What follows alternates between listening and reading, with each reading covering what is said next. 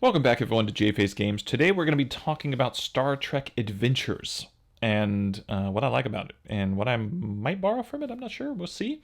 Um, if you're new to the channel, we're building an RPG system and we're looking at other games to kind of get ideas, to borrow inspiration from them, and hopefully you come along for the ride because we're trying to build a game and I want your input as well. The game we're building is thus far called the Pressure System. If you want to check that out, check out some videos in the past to get an idea and get up to speed on where we're at. I need to repost new rules. I'll do that soon so that I'll have a link that people can see the updated rules currently. But what are we talking about right now? We're talking about Star Trek Adventures, and I thought there was some cool stuff in here. So, first off, they use something called the Momentum System, which is very much like our teamwork pool, which is cool.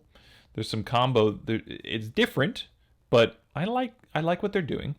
And let's go ahead and get into the main mechanic here. The main mechanic they have is you have these things called attributes, and you have disciplines.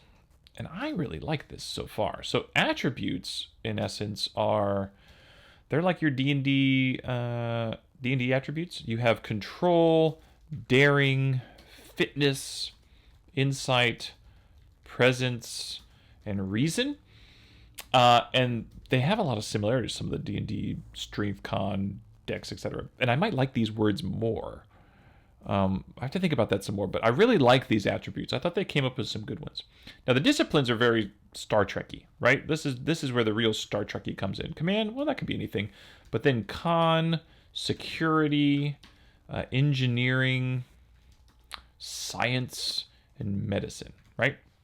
So those are your attributes, those are your disciplines. Now the way the game works is that the DM's going to come up with a no, they don't come up with a DC. They do come up with a DC, but it's like you need X amount of successes, right? So the DC or the challenge of it is X. Is X successes, right? So the DM's going to come up with some sort of like X successes that the player is going to have to get, right? Now, what the player does is they're going to roll a d20. They might roll multiple d20s, but in essence, what they're doing is they're taking one of these attributes and combining it with one of these disciplines to make the check, okay? And the DM helps with which ones that might be. Oh, that sounds like you're using your insight and science to make that happen. So you would take those two numbers and you would add them together. And if I recall, these numbers can go from, they're on average like 8 to 11, and these are like 0 to 4, something like that. So in essence, you might end up with like a 16 or a 10, right? And what you're then trying to do is roll a d20 and get under that number, right?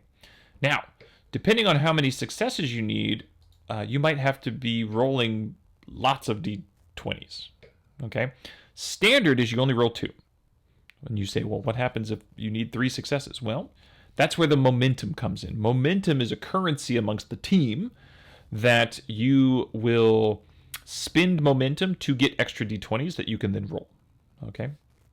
Now, what's cool about that is that for every additional d20 that you succeed with, then the check requires, you get more momentum. So if something's like you only need 1 success for this, and you've got 2d20, and you succeed on both, guess what? You've added another momentum to the pool, right?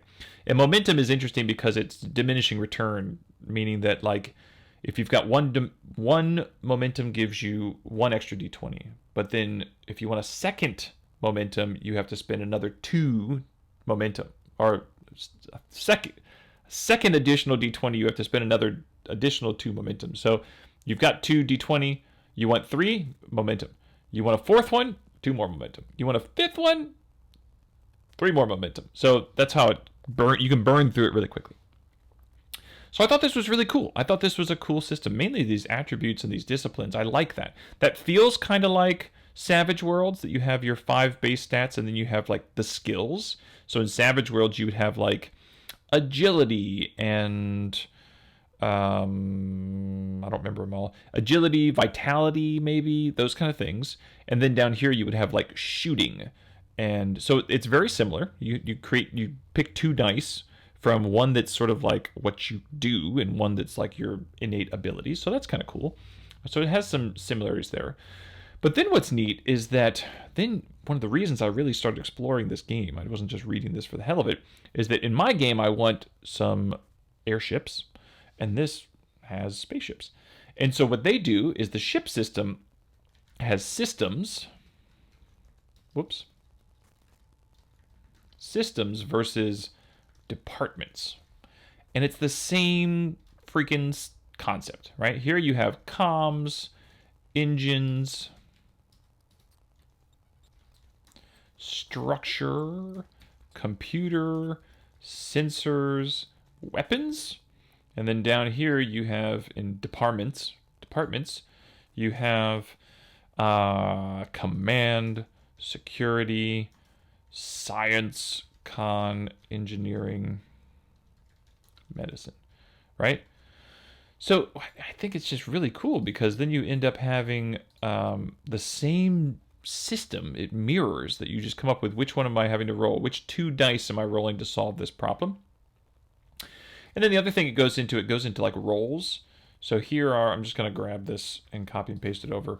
But here you have, these are the different roles in the game, meaning that there are different stations. So if you happen to be the commanding officer on the ship, this is kind of what you do with the helms. I kind of looked through this, and the main ones that stick out to me is like tactical helm and commanding officer. Those are really cool. The other ones, I don't know if you're, I mean, at least in my game, the way I'm thinking about it, like you're probably not going to have someone who's doing a ton of that during like combat, right?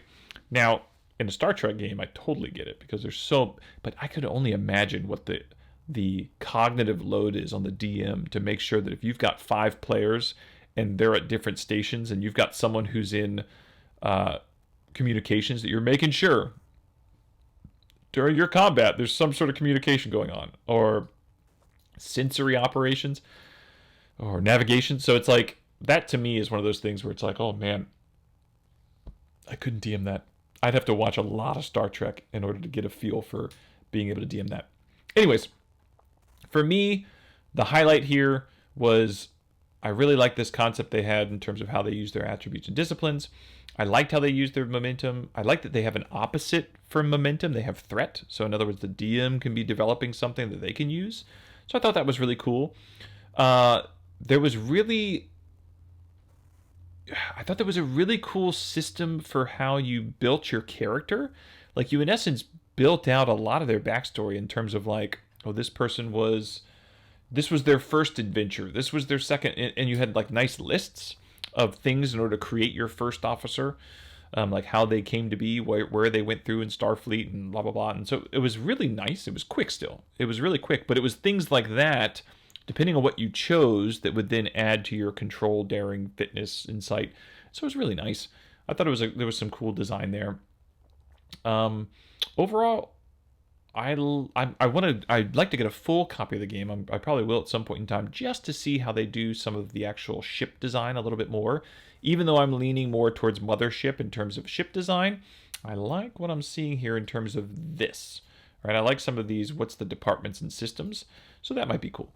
Anyways, that's Star Trek Adventures. Hit the subscribe button, hit the bell, hit the leave a comment, and join the Discord channel because we're having a lot of fun there, chatting about different games. There's some great games so far in there. All right, talk to you guys soon.